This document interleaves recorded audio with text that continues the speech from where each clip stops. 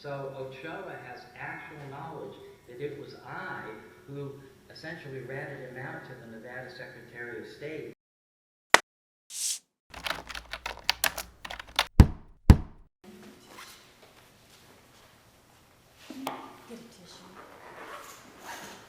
It's case number D.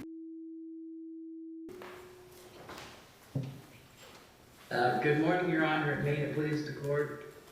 T. Matthew Phillips, plaintiff. Good morning. Good morning, Your Honor. Shannon Wilson, bar number 9933, appearing in a pro bono capacity for Mr. Phillips is not the plaintiff in this, or he is the movement, so.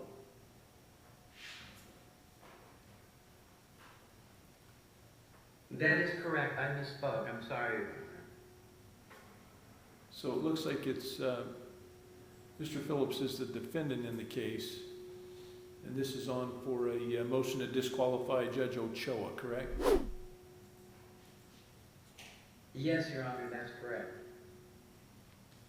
I read the pleadings. Anything else you want to offer to me? May I briefly summate the reasons? Because I know they're in several different pleadings. If I could just briefly summate to make sure the court understands there's four basics. The first one is that I am counsel of record, and I'm also suing Ochoa in the Ninth Circuit.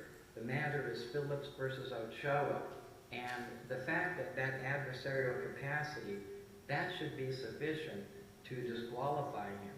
Now, I know that Ochoa has said in the past that I purposely filed the lawsuit to manufacture a conflict, if you will, but that's simply not the case. The point is the matter did lose in the federal district court, but the federal district court did not pronounce the lawsuit meritless or without probable cause. Of all things, the matter happened to lose on the issue of claim preclusion, but I think we're going to win on that one in the Ninth Circuit because claim preclusion requires identical parties in the two proceedings at issue. Secondarily, in the Ninth Circuit, I am counsel of record, and so there's a situation where Ochoa is the adversarial party, and I know he's represented by counsel. If Your Honor were to ask my able colleague, Ms. Shannon Wilson, she will tell you that I cannot speak to the plaintiff in this case. And the reason I can't speak to her is because I'm an attorney and I'm adversarial with her, and I have actual knowledge she's represented by counsel. Well, the same thing would apply in my situation with Ochoa. I'm an attorney, Ochoa is adversarial, and I have actual knowledge that he's represented by counsel. So I really can't talk to him about the subject matter of the case, which I believe, ipso facto, disqualifies him from being a judge in connection with the matter. So that's point number one. Point number two is that Ochoa's son and daughter-in-law, and I wanted to stress this because Linda Bell only relied on Ochoa's daughter-in-law to the extent that may be probative, but the point is Ochoa's son and daughter-in-law are both partners in the Lipson-Nielsen law firm with whom Your Honor may be familiar, and I have a lawsuit against Jennifer Abrams in which the Lipson-Nielsen law firm is opposing counsel. And there is, at this time, as we speak, a pending anti-SLAPP motion where the Lipson-Nielsen law firm wants to get attorney's fees for me. They are actively seeking attorney's fees on this pending anti-SLAPP motion. So the fact that Ochoa is my judge, and yet his son and daughter-in-law are they have a direct pecuniary interest in the outcome of the defamation case. And on top of that, that segues into my third point, is that Ochoa is a witness to the purported statements in the Abrams defamation case. So I think that, again, is enough reason to get rid of Ochoa, disqualify him. And the last reason is based on the Secretary of State fine that was issued. I don't know if Your Honor saw this when it was in a supplemental pleading, but the argument goes like this, that back in August August of last year, Ochoa was fined for not reporting to the Secretary of State his campaign contributions for 5 consecutive years. And as it turns out, the Nevada Secretary of State does not monitor campaign contributions from judicial candidates. And yes, the law requires that they file C&E reports annually, but if they don't, the Nevada Secretary of State will take no action.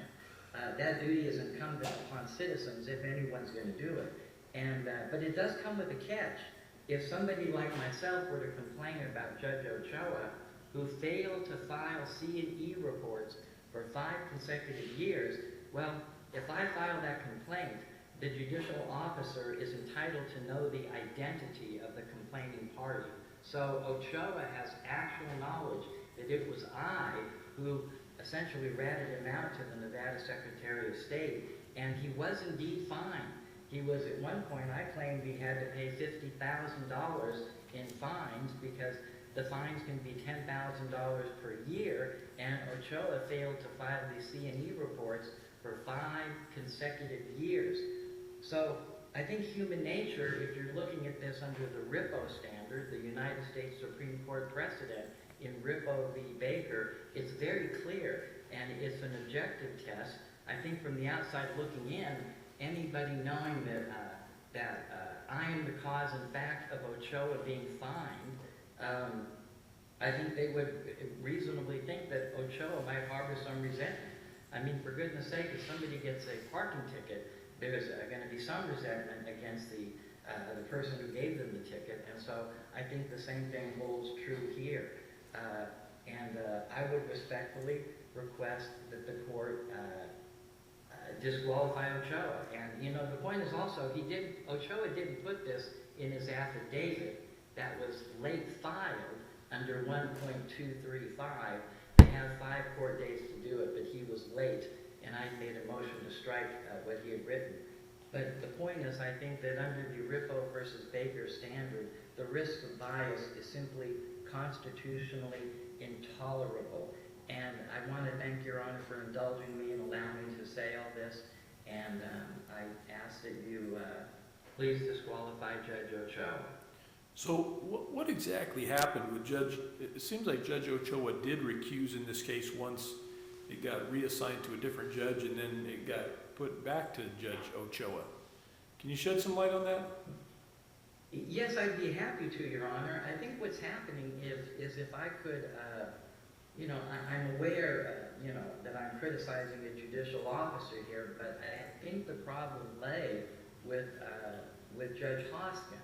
But I've noticed, because I've been researching this and looking at some of the cases, apparently what Hoskin is doing, and again, I may be speculating a little bit here, but it appears that if he doesn't want a case for whatever reason that may be, what he does is he'll just send it back, he'll reassign it.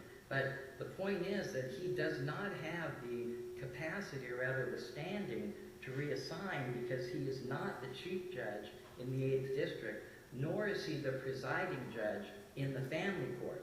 Now, footnote, asterisk, I think back in 2015, Hoskin was indeed the presiding judge of family court, but he is no longer.